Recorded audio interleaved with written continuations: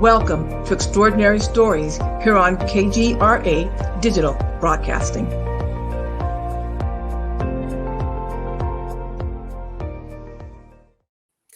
Hi, everybody. Welcome to Extraordinary Stories. My name is Suzanne Crabtree.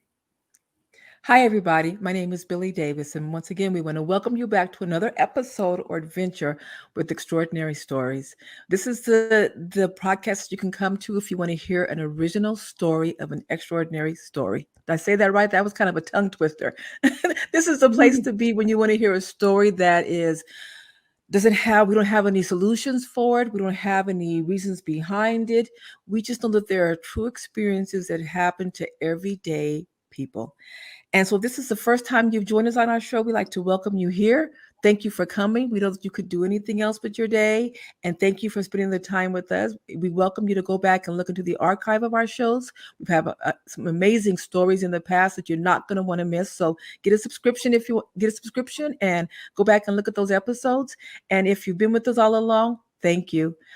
Suzanne and I participate in the chats on Saturday or when it's posted. And so we're enjoying your company. We're enjoying you following along with the stories and everything. And we're glad you're here. And I say it at every show. So this is just my saying from now on. This is going to be a really good episode. We're glad you're here. And let's get started on it. Huh, Suzanne? Yeah. So today we have someone coming back, David. So if you saw the episode of the person who had the close-up encounter with the Phoenix Lights UFO, that was David. And, he is just a really great person and he's able to describe his experiences really well. And we had a lot of people asking for him to come back. And something interesting about David is that he has been a nurse for many, many years and a hospice nurse. And that's what he was doing on the night when he encountered the Phoenix Lights UFO. He was going home from work. But so, there's, so much to learn, I think, from end of life issues and the things that people see and experience that we thought it might be fun to invite him back. And somebody reached out to me or left a comment asking if by chance David made cinnamon rolls for families when their loved one was passing, because that individual had a loved one in hospice in Mesa, Arizona, and the nurse had made some wonderful cinnamon rolls. So I asked David if that was him, and it was. So here's the cinnamon roll maker. What a wonderful reputation. Another thing to be noted for. Mm-hmm. I love that. So, I heard someone once say, people may forget what you said to them, but they always remember how you made them feel. And to be remembered for the cinnamon rolls, this is the second time that's come up after over 20 years. That, there's something about feeding people that kind of brings communication and bonding together. I love that they remembered me for that. Yeah. I made incredible cinnamon rolls. I believe you. And it was such a beautiful gesture. I worked in two different inpatient houses doing hospice. I was a hospice nurse for 17 years. And for 9 of those years, I worked inpatient. And we would do mostly end-of-life care for people. In fact, our average life expectancy was 72 hours when people came to us at that point. And of course, came in crisis mode. And some people would come in just for like pain control, for us to adjust their medication so they could go back home. But families were stressed, and families in fear. Their backs against the wall. They don't know what to do. And if I had some free time, the nice thing about cinnamon rolls, you start it, and then it's got to rise. So you can do your job. Then I run back and roll them out and cut them, and then let them rise again. And I could go take care of my patients. And who doesn't like that smell?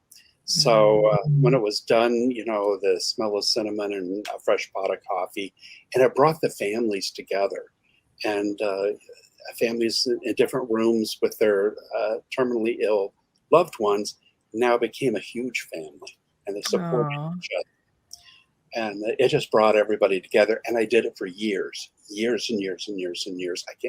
Who knows how many cinnamon rolls I made. Oh, wonderful. And you make the I'm That's one, real cinnamon rolls, the ones that you had to rise with the yeast and everything. I'm known for mine too. I make them for oh, Christmas. I make them for Christmas and Thanksgiving. Christmas, Thanksgiving, and New Year's. My yeast cinnamon rolls. that's it. That's it. I watched Martha Stewart make them once, and it's like, well, I can do that. And Hmm. um, that I had always make the I always make the kind you have the can and you unroll the outside and it pops. what my mom made. I'm gonna have to spend the day with Suzanne and teach her to make some authentic Well, make cinnamon it. rolls. Let's together. We'll make Throw the can away. Well, it was nice. It was such a gift to be able to be in a position to be a hospice nurse and not only take care of the patients, but the families, the spouses, and especially back then, if it was the man that was dying, a lot of times the woman was brought up back in the 40s, 50s, 60s, or whatever. We had so many that had never written a check; they didn't know what to do, and Oh, now once here's their whole support system leaving them, and we were able to offer so much support with our social workers, incredible social workers, and bond with these people. So I had yeah. some great experiences, Yeah. and uh, Dave, can I start? Other than the cinnamon rolls, which really is so heartwarming, how did you approach your day? How did you approach this idea of supporting people, in the last stage of their life, or supporting families who were going through this? it was. I had already been a nurse for a while, and uh, in the late '80s, I had two beautiful boys, and they were ages 7 and 9. And someone decided it was more important to drink and drive than for me to get to be a father. So they were here 1 minute and gone the next. And at the time, I was working for Indian Health Services. I was doing high risk labor and delivery and newborn care. And it just crushed my world. Just everything was gone. So I froze. I froze up and I stayed in the house for a solid year. Didn't work. I didn't go outside the door. My friends brought me food. I ordered lots of pizza. And one day I was watching Sally Jesse Raphael. Remember, she was this horrible talk show horse. Back then you only got 3 channels. And and I was watching her, and of course, although all the curtains were always pulled, I was a year in darkness, and there was this like sparklers in the corner of the room. Started with just a couple, and then like 1,000, and I thought I was having an electrical fire. There's a short in the wall, um, and I heard 2 adult voices, both men, like very professional, very well educated, and very upset with me. And they started chewing me out, saying, we got work to do. We have in these jobs, we have these destinies that we have to be a part of, and you're holding us back. We can't do what we need to do because you can't let go, and you need to let go now. And they were really telling me off. And I just knew it was my sons, but they were adults, like maybe late 20s. The voices, I saw them as sparklers, as like diamonds in the sun. But I could hear adult voices, and they kept saying, "Yeah, thank you for what you've done." That was the nicest thing they said. Thank you for what Oh, you've done. But that was then. This is now. We got to go, and you got to let go of us. You got to let go of us now, and thanks, but we're going on. And the little sparklers started getting smaller and smaller and smaller, and pretty soon they just disappeared. And I just realized, I'm holding them back. And I had no idea I was doing that. My grief and missing them was actually hurting them. And all I wanted to do was just love them and wish the best for them. So that day, I got cleaned up, had to have someone come in and jump my car because I hadn't started it in a year. And I went out and got a job and got a hospice job. Well, almost hospice. It was AIDS was going on then, and we had a 55-bed inpatient unit opening up down on McDowell. It was an old nursing home that had closed down, and they reopened it up for AIDS patients. And I was the charge nurse there for 3 years, the night shift. And of course, back then there wasn't much treatment, and it was just mostly supportive care and do what you can. So I turned everything around into supporting people more in a different way. And of course, nursing was such a blessing career to be able to be involved and help people. So. Did it I love help how you? Oh, I was going to say, did it help you to get out and get back into helping other people? That it was like 5 minutes after the little light thing disappeared, bang, that was it. I'm done sitting here. I'm done. wow. I switched, my whole paradigm just shifted. I was like, yes, you're absolutely right. I will let you go. I'm so sorry, I didn't realize. And I realized, I spent a year being a living headstone to them, and I could be spending my life helping others. So it was a big wake up call for me. What a And it was gift. a blessing to know that they were okay. Yeah, it was a gift. It was tough love. They gave you tough love. They showed you some appreciation, but they knew what you needed. And I think that the fact that you were able to kind of shift so quickly was another gift that you gave to them. Like you said, okay, I don't want to lock my boys here where they want to be out doing something different now. This what they said they wanted to do their travels around and what they were destined to do at this point. The fact that you were able to kind of switch it off at that point and say, yes, I've got to continue to give my boys this gift was another act of unconditional love that you gave them. I think it's beautiful. I think it's a great gift that they gave to me also, because if they had been sweet and huggy and, oh, daddy, we miss you, I mean, you can't let go of that. Yeah. I think the way they presented it, um, that's what gave me the freedom to walk on.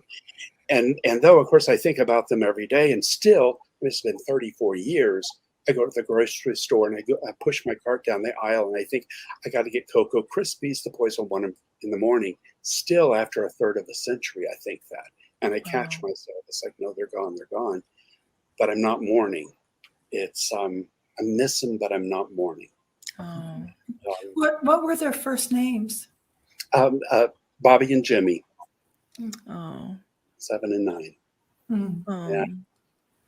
Well, I just wanted to honor them and thank them for.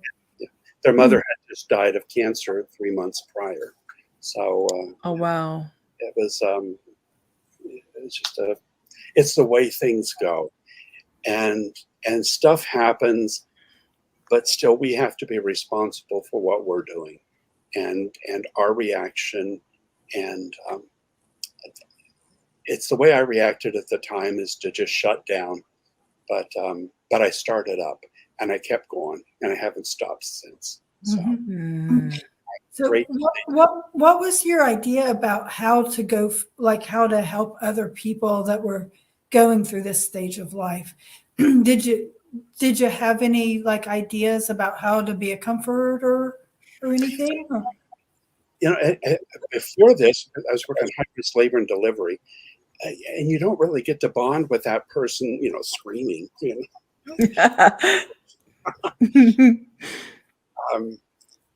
It's it was more technical. I was more of a technical nurse before then. I did everything by the book and start the IV the way you're supposed to. And it was more mechanical. And after that experience, that opened up my heart and my spirit. It's like, no, there's much more than that. And there's a lot of nurses that are really good at doing the technical thing. And I was a good technical nurse. But my calling is to do more. I have to give more than just doing dressing changes and IVs and passing pills. And so it just opened up for me. Just everything opened up. I got a job that afternoon, but actually there was a friend of mine was doing a story on this the Phoenix Shanti group, which was an AIDS supportive group, and they thought that they were doing all this woo-woo stuff and putting crystals on the patients instead of giving them their meds. So they asked me if they could wire me up with a camera and see if this is true. I said, well, sure, I'll do it. I mean, just got out of the house for the first time in a year. But yes, I'm going to start saying yes more than saying no. And I set up for an appointment to for a job interview, and the woman was just the most loving, wonderful person I ever met in her life, and she cared about the HIV clientele, and she had lost a nephew or something to it, and she was so motivating to me. I just took the job. I said, I'll do it, and forget with the camera. I'm not going to set any traps up. What a loving, wonderful opportunity to be here and work with a segment of the community that hospitals were just didn't know what to do. Hospitals, the nurses were allowed to refuse care of an AIDS patient back then. They said it went against their belief system. So those of us that were still, would take anybody, our patient load was so much higher because we would take care of them. So now somebody opened up the Phoenix Shanti down in McDowell, and a place where these people could live and die and be respected. And yes, I'll be a part of that. And I was the charge nurse for the 3 years that it was open. I did the night shift. Mm. And nights is so important for a hospice patient or a terminally ill. There's just that scariness when the sun goes down. The boogeyman's outside the window looking in. There's a stillness at night that a terminally ill person, they really kind of dread the night. And the ones that make it through the night and see the dawn come up, it's like a relief. I can sleep now. They would fight sleep at night and sleep during the daytime when there was light. So it was nice to be there with them. And when I got all my meds passed and everything that I needed to do, I'd go in the rooms with them and pull up a chair and sit next to their beds. Or several of us would get together and watch TV. We had a big living room. I would wheel the patients out. They were afraid to sleep, and so let's all be together. Oh, What a great opportunity it was. it sounds like it was. Loved it. Absolutely loved it. And Hmm. unfortunately, it shut down. But Mm. for the time it was open, we had some great experiences. I had one after it shut down. Then I went into traditional hospice, and we would have 10-bed units and do the terminal care.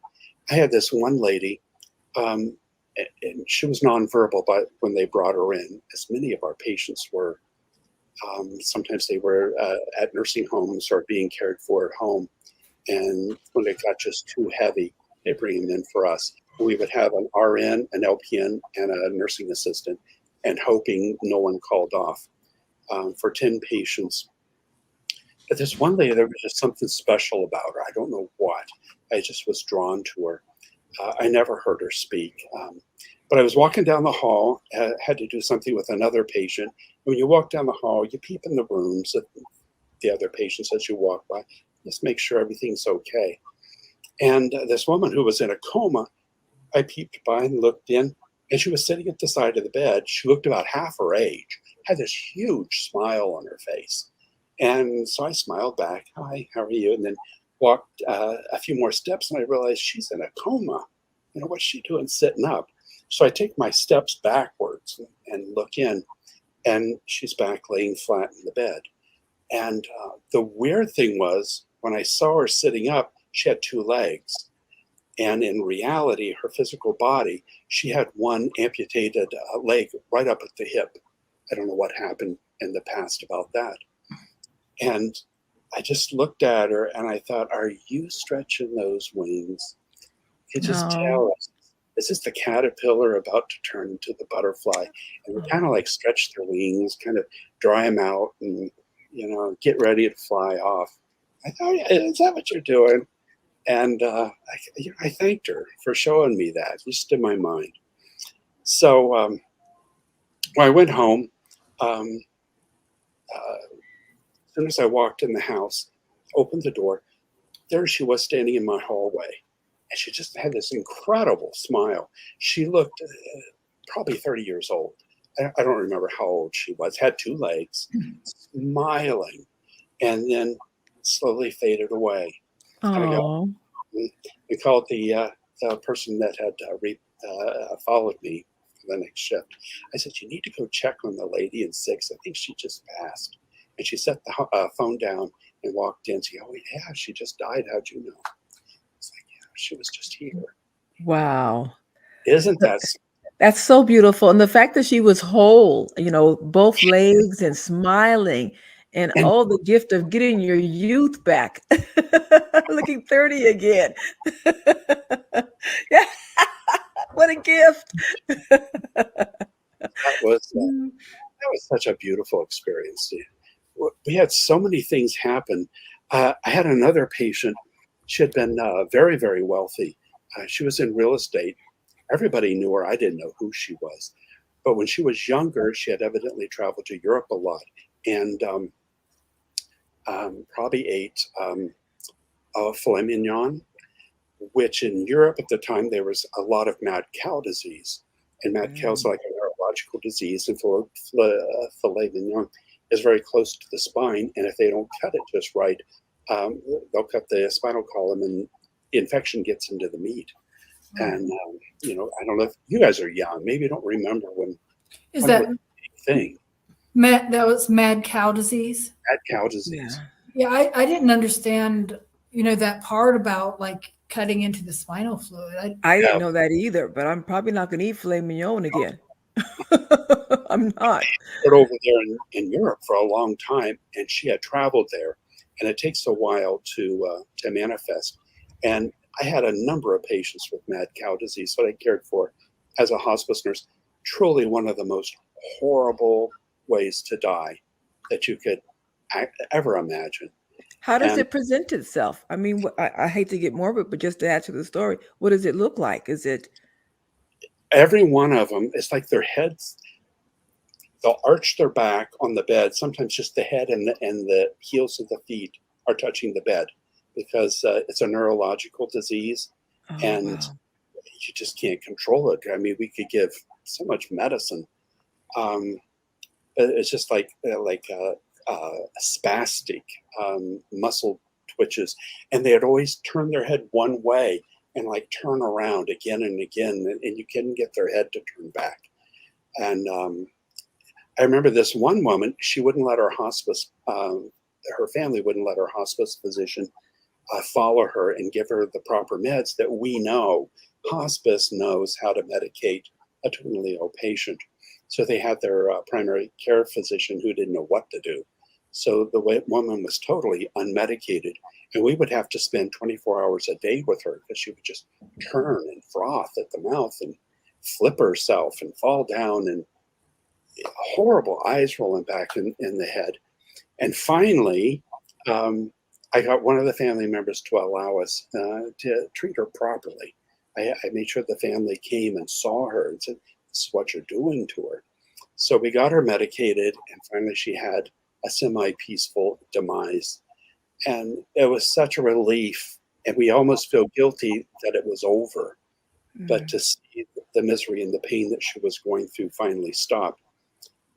And the next day on my shift, and we were on our nurse's station and filling up our meds, she had been died the day before. She walked down the hall and came up to our nurse's station. All three of us saw her standing there, and she just smiled, had the most peaceful look on her face, and it just faded away. Oh, Mm. oh, like almost like a thank you, huh? That's Oh, a paycheck. That's better than winning the lottery. Yeah. wow. Hmm. Uh, So- go ahead. Well, that definitely gives like images that bring hope and peace. To think about being 30, being 30 and in your best health. Yeah. Like the earlier lady. And it Yeah. also it also takes the edge off of that fear for those who fear dying. We think it's the end, But the stories that you've been able to tell and some of the other near death experiences that I've heard, it just seems like a beautiful transition. I mean, it just seems like there is life after death. That death is not the it's the absence of our of this physical body being alive, but we still exist on another plane. And that plane, where wherever we go, it just seems like there's happiness there, there's peaceful there, there's no more pain, there's beauty. I mean, to me, I was my cutest at 30. So now I know God's going to take us back to that age that He knows we look our best. Amen. Thank you. What That a was fun. gift. Yeah, handle that physique. Yeah. I think it's so interesting that that they took the time. Spirit took the time coming to us as strangers. I mean, we had no history with these people until the very end. But our whole staff just knocked ourselves out for these. And we were all. You have to be incredibly dedicated to just see all your work go in the ground. And we used to work labor and delivery. There's a welcome to the planet. You got 90 years and enjoy and see. But all of our work in hospice and all that effort, it goes 6 feet underground very, very quickly.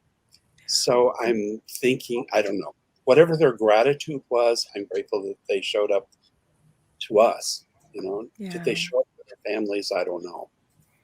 Yeah, but I think there's also maybe that spiritual connection. I mean, to be in the field that you were in, like you were saying, to be a hospice nurse, you've got to have such a caring, wonderful, giving spirit. And when we walk around with that kind of spirit, it connects us all. It connects us to people. It connects us without words, without prior history to one another. It's just that our spirits of grace and love kind of connect. And so you didn't need the words. Your spirit was enough to resonate and for them to come back and say thank you for what you did. And my kids taught me that. Mm-hmm. As a parent, you're supposed to be teaching your kids, but they taught me. They taught me a very valuable gift, and it doesn't have to be something major. Just one little change in your attitude, a different way to look at something, at just a little bit of a fraction of 1 degree, can completely change the way you see the universe. Yeah. Over time, consistently doing good things, feeling good thoughts. It changes your life and everybody that you touch. It was Yeah. a wonderful experience being a hospice nurse. Um, After 17 years, then I became a burn nurse, and I did pediatric burn for 5 years. So, and then became an ER nurse. So, Mm-hmm. Yes, so you've done a lot. Huh? Well, you mentioned like feeling like all your work ends up in the ground, but um, you know you, people are still remembering your cinnamon rolls after all these years. yes, Yeah. I wonder how many pans of cinnamon rolls I made. Loads. And actually, sometimes people would come in on hospice respite to give their caregivers at home a break. They'd come in for a few days. Maybe their caregiver went to Disneyland or something. But they would say, we want to make sure that the nurse that makes the cinnamon rolls is there. So they would schedule it around my schedule. So I said, yes, I'll be Oh.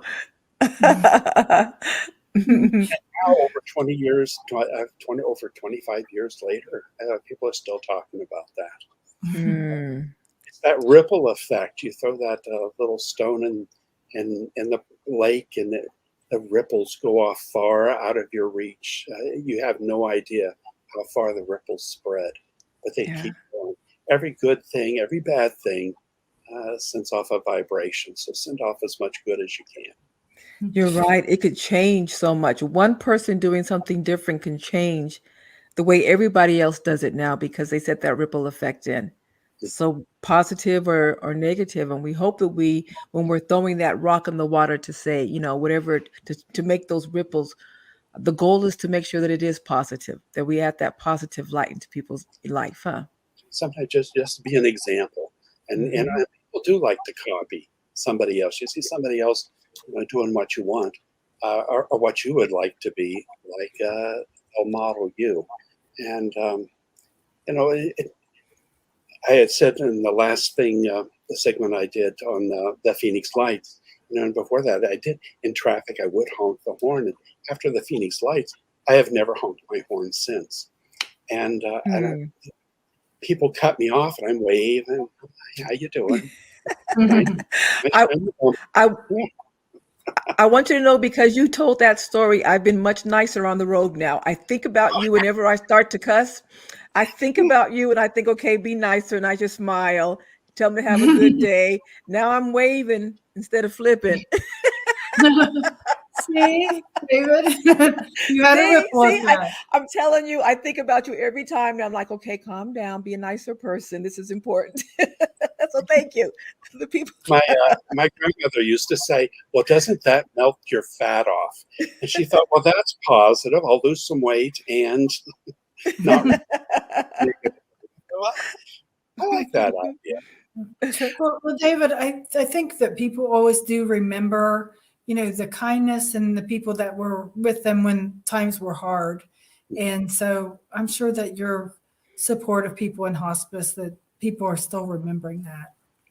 It's now that I'm retired, I just retired a few months ago. Honestly, I keep thinking, should I go back? Should I see what I can do? I'm getting close to 70 now, but I miss that. I miss the interaction. So But do it. everywhere you go, you're interacting. When you stand in line at the post office, instead of going, and looking at your watch is such a long line, is to smile and be peaceful or talk to people. I was watching a Dr. Phil, and people are lonely and they can't find each other. But you got 8 billion people. You can't get away from people, 8 billion people on the planet. So why not start talking to the person next to you? True. So I don't know if I'm annoying or not, but No. I do.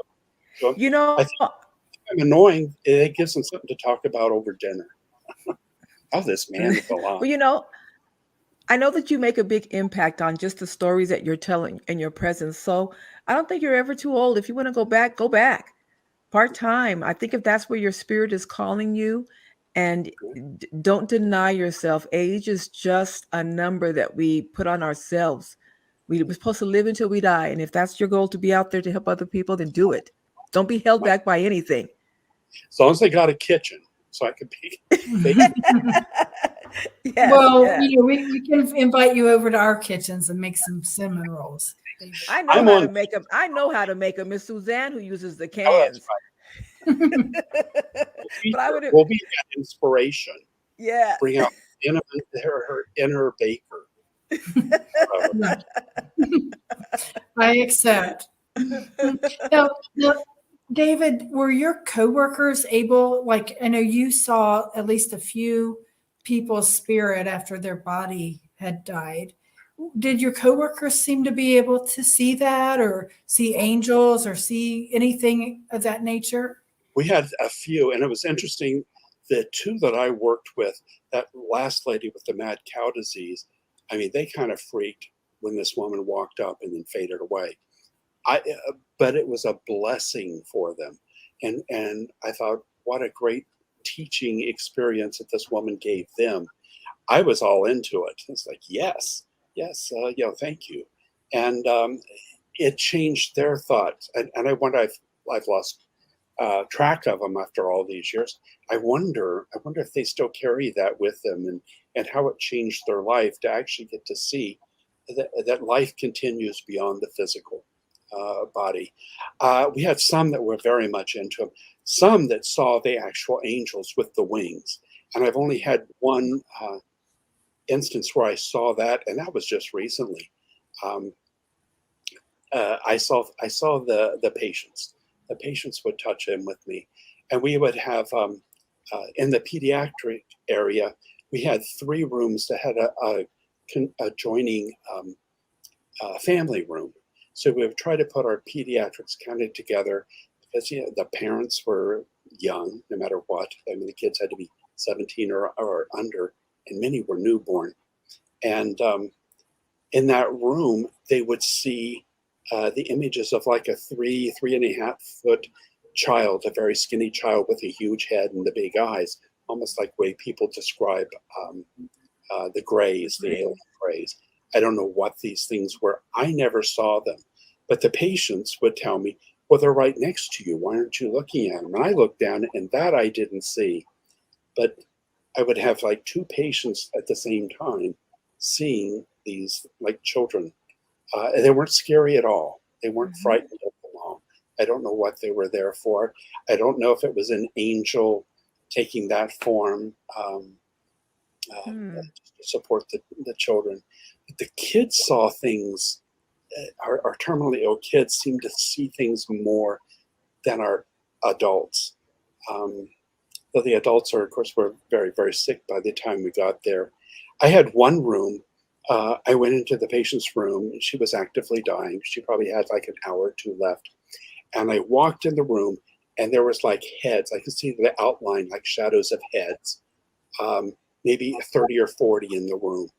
And the room was glowing on its own. Beyond just the lights, there was this luminescence all the way around the room. And when I walked in the room, I almost felt like there's no room for me. There was like all these beings, all these whatever individuals there. I could just see their outlines, and I had to, kind of like, excuse me. I had to get to the bed, get the medication to the patient, and a few minutes later, maybe an hour later, they did pass, and it was all gone. The normal lighting of the room was there. That whatever that luminous glow was gone, and all the little head shadows were gone. And I felt wonderful when I went in that room. And I just wonder if this was the family that came to help them, or friends or whatever, to take them on. But I got to experience that. I was very verbal about it to my coworkers. They didn't tell me much, but I sized it out. It was, I felt privileged to get to be in the presence of whoever that was. They were there for the patient, not for me, but I was allowed to see it, and what a gift that was. See, I'm of the belief that there are individuals, and I include myself in this, that have the ability to have connections with species from other different planets, that we're able to kind of see spirits, that we have kind of this sixth sense about us, and that we gravitate into fields that are kind of taking care of people. I'm a therapist. I hear stories, and my field is really trauma, that I really focus on individuals who have a childhood history of trauma. Those stories that I can gravitate to. And I always get a sense of their stories when they begin to tell them. There's almost like a spiritual connection. I could tell when they've made a transition to healing, from the pain to healing. I'll see a light into the room. This bright silver light will come a minute ago. And there's two lights. There's one blue and there's one silver. And I can't tell the difference in them, but I know that spiritually, the individual that I'm speaking to has had trauma, is making some kind of emotional, spiritual transition. And I think that we individuals, I don't know what makes us different, or I want to say makes us special, but we're able to have those experiences with UFOs, with spirits, with ghosts, with the unknown, and extraordinary stories. There's just something about us.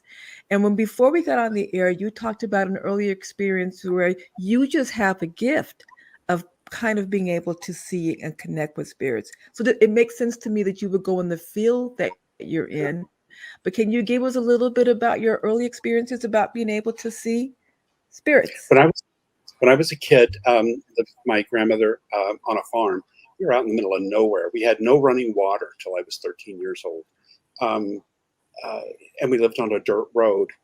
And every now and then my grandmother would get this, like a knowing. She would say, they're coming.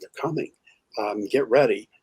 Get on the porch swing, swing in the on our front porch, and it looked onto a gravel road. And sometimes we would just have the mailman come by once a day. That was it. No one would drive by, and he was in a truck. And my grandmother put her teeth in and do her hair and put some lipstick on and get ready. And we sit on the porch, and pretty soon we'd hear some men talking, and they would be knocking the gravel on the road with their feet, kind of shuffling by. And they would come in groups, some straggling, some walking together, talking amongst each other. You could clearly hear their voices, but you couldn't make out what they were saying. But you could see that they were Civil War soldiers. They were dressed in blue and walking. A couple would have a rifle, the others didn't have rifles. Their uniforms were ripped, they were soiled, um, and they just walked in front of that, down the hill in front of our house, down behind the barn, and up over the next hill. Mm. And and then there'd be one or two just kind of straggling and walk by, and we'd watch them disappear over the hill, and then my grandma would say, "Well, let's go watch TV." And I just kind of thought, well, I guess this goes on all the time, but it happened like 50 times, and it was the same thing. Was it every day? No, maybe once a week, maybe twice a week. It was always around sunset, but sometimes at night, I'd have the windows open and I would hear them. So Wow. they came by at night too, and I'd hear them knocking the rocks and mumbling and talking.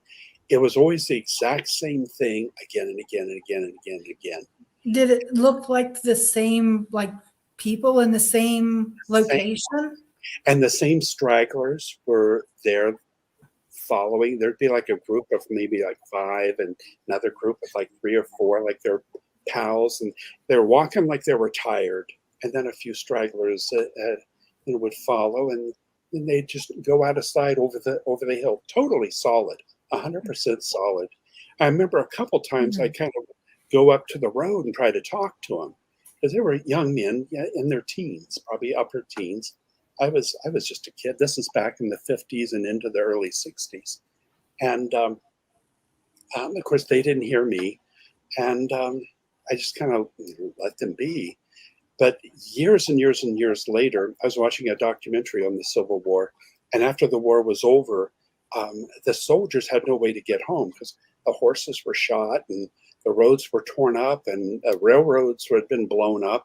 So the soldiers had to walk home, and it could be like 1,000 miles for them. And they said that many of the soldiers that made it through the war died trying to get home. And I always wondered if these boys were still trying to find home, where was home. Um, Wow. Wow. I still feel this loneliness for them. I feel, Yeah. I mean, I was a kid, they were older than I am, but there was just something about them. I just wanted to hug them. And, it's been over 50 years, and I still feel this kinship. I hope they made it home. Mm. I think it's amazing that your grandmother knew they were coming. I mean, she'd go put her teeth in, get her hair done, and she and she knew that you had that same gift. Yeah, So that gift is generational. I wonder if it is. I Hmm. wonder if that is. How did she know? I don't know. Hmm. I don't know. It was very odd. I had another experience What state was that in? that was in Southern Ohio. So I don't know. I don't know if there's civil war in the Southern Ohio or not, or maybe they were from the South and going back north, or I don't know. I Headed don't know. home, huh? We should probably do some research and see what was happening around that area. I could actually see, it looked like someone had probably been shot, and there'd be flaps in their costumes. And I saw people, they reenact the Civil War. We used to go to Gettysburg or someplace, and when I was a kid, we went a couple of times. Boy, I saw stuff there too. And the original costumes were a totally different fabric from when they remade it. It was like a thicker fabric, and there were bullet holes and tears and dirt, and I don't know. I hope they're not lost. I hope they made it where I hope they completed their journeys. That's when my time comes. That's kind of a focus. That's something I need to finish up, and I would love to find those boys. And if I can go to the light, I hope I can open it up for them too. Oh, I think wow. their I think their march and their journey. Hopefully, it's Yeah. to Let it be done, huh? Let it be complete so that they can find some peace. get to that destination wherever it is. Yeah, definitely. Wow. Yeah, I think it's generational. Like I said, I think that your gift is generational. I think that's why you gravitate towards the field that you've been in. I think that's why you make such a big impact on the people that you serve. I think there's definitely something special about you. Definitely. Thank you so much. Thank you. Well, that's true. I mean, you've gone through some really difficult things, but people who go through different things react in different ways, and I hope that someone watching you, who might be feeling that kind of despair that you went through, could find some courage to maybe try to find some ways to pick themselves up and maybe help some other people, because I think that is a really good way to recover, is to try to take your hardship and do something good, allow something good to flow from it. Freezing up is a really good scab to a wound. And Mm. when we take care of wounds and there's a little scab on there, you don't go picking it off. The scab's there for a reason, because it helps the wound to start heal. And I think when I froze for a solid year inside the house, that was my scab. And Mm. the healing was going on underneath it. Like a scab, eventually it peels off and comes off in the shower. And that was probably when it was time. The boys knew. Yeah. Got to step in here. Yeah, I think Yeah. it was nice you had friends there bringing you food too. That was so nice. And they never criticized me. They never told me, you got to do this, you got to do that. They just fed me, and Mm. they didn't push. Not one of Yeah. them pushed. But I was blessed with some very good friends. They're almost all gone now, but Mm. um, you know, we'll be Well, together. the timing that your boys talked to you as well was perfect, because the next day, you got up and you got a job that you loved. You met a wonderful woman. So the timing was perfect. They knew what you needed.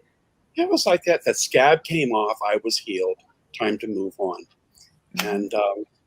And I've never been back to that. Never at all. It's sometimes you just need time out. Sometimes Mhm. I is agree. Yeah, that to heal. depression? Is that healing? Mhm. I Now, agree. did your grandma ever talk to you about this whole issue with the soldiers, or was it just let's go watch them? It was like such a normal thing. And I was a kid. I mean, it started when I was like 5 years old. So it was like, oh, well, okay, let's go see them. I didn't think of it as being odd. It was just kind of, I remember, how come I don't know when they're coming, but she did. It didn't startle her. Um, boy, I wished I would have asked her a lot more questions. She had been a nurse during Mm. the Spanish flu back in 1917, 1918. My grandmother was born in 1889, so she was like nearly 30 when everybody was dying from the flu. And if you've ever read much about it, it actually ended World War One because people were too sick to fight, and they wouldn't let doctors see the patients because everybody got sick, and they didn't want the doctors to die, so they sent the nurses out.